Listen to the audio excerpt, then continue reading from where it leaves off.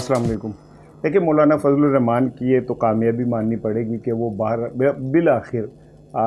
बिलावल भुट्टो को और शहबाज शरीफ को करीब करने में कामयाब हो गए। और चले एक ही नशिस्त सही, लेकिन ये नशिस्त हो गई जिसमें शहबाज शरीफ साहब जो थे वो बिलावल भुट्टो के साथ खड़े हुए और गुफ्तगू की। अब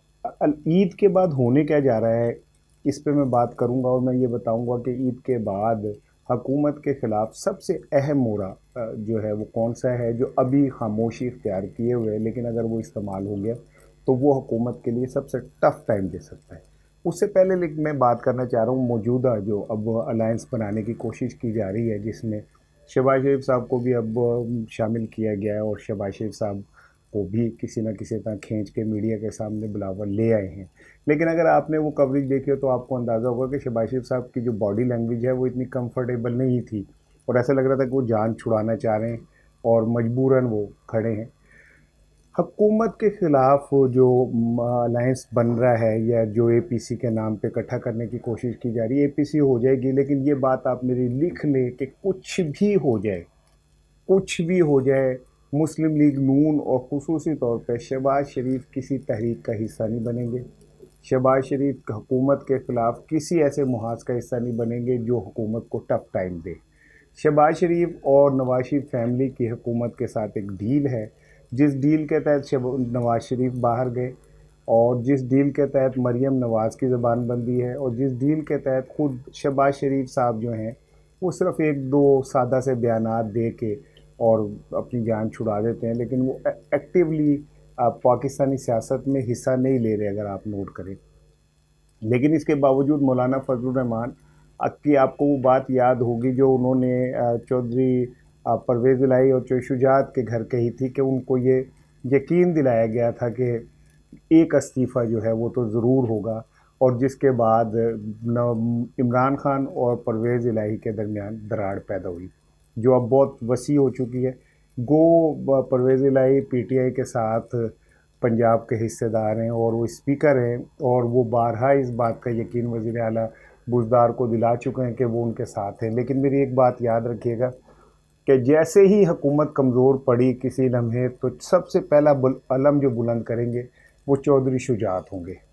चौधरी शुजात और परवेज़ इलाही अब उस वक्त का इंतज़ार कर रहे हैं जब वो ज़रा खुल के सामने आए, लेकिन अभी हालात ऐसे नहीं हैं। आप चौधरियों की अगर सियासत देखें तो वो हमेशा मुहतात सियासत खेली है, उन्होंने कभी रिस्क फ्री वो लाइफ गुजारने की कोशिश करते हैं। यही वजह है कि चौधरी शुजात परवेज़ इलाही आज तक कभी जेल में कैदोबंद की जो सऊबतें हैं वो नहीं उन्होंने उठाई। लेकिन अब जो नैब उनके खिलाफ शिकंजा बना रहा है उससे वो थोड़े से अनकंफर्टेबल हैं और उन्हें ऐसा लगता है कि अगर नवाज शरीफ, शहबाज शरीफ और बिलावल और जरदारी और ये सब लोग नैब के पकड़ाई में आ सकते हैं तो वो भी आ सकते हैं। यही चीज़ है जो उन्हें कंफर्टेबल नहीं कर रही और यही चीज़ आगे जाके पाकिस्तान की और पंजाब की सियासत में अहम तरीन हिस्सा बनेगी। लेकिन यहाँ पे मैं एक चीज़ आपको बताऊँ कि जो इस पाकिस्तान की सियासत में कभी किसी मौके पे अहम रोल अदा करेगा वो है, उसका नाम है जहांगीर तरीन। जहांगीर तरीन बाहर चले गए, खामोशी इख्तियार की हुई है, उन्होंने कोई सियासी बयान नहीं आ रहा, किसी सियासी एक्टिविटी का हिस्सा नज़र नहीं आ रहे।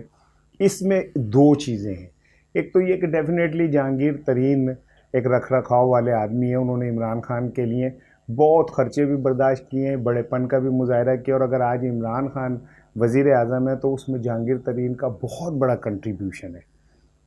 और फिर उसके बाद आप ये देखेंगे जहांगीर तरीन के पास डेफिनेटली बहुत सारे सीक्रेट्स भी हैं कि किस तरह लोगों को तोड़ा गया, किस तरह हुकूमत साजी हुई, किस तरह कहाँ क्या कुछ लोग कुछ दो क्या हुआ कहाँ पे किस तरह, लेकिन वो उन्होंने खामोशी इख्तियार की हुई और अभी तक उनके लफ्ज़ मुँह से एक लफ्ज़ भी नहीं निकला। दूसरी जानब इमरान खान भी इस बात को समझते हैं कि जहांगीर तरीन के उनके ऊपर कितने एहसानात हैं,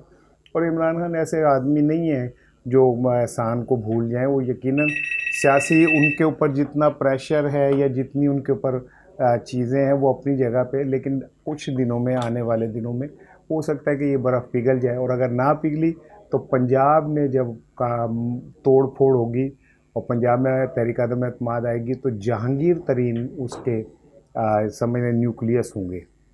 लेकिन अभी बज़ाहिर ऐसा लगता है कि इस तरह का कुछ नहीं होने वाला, क्योंकि हुकूमत जितनी मर्ज़ी बुरे इक़दामात करे, अवाम दुश्मन फैसले ले, अपोज़िशन में इतना तप्पड़ नहीं है कि वो हुकूमत के ख़िलाफ़ कुछ कर सके।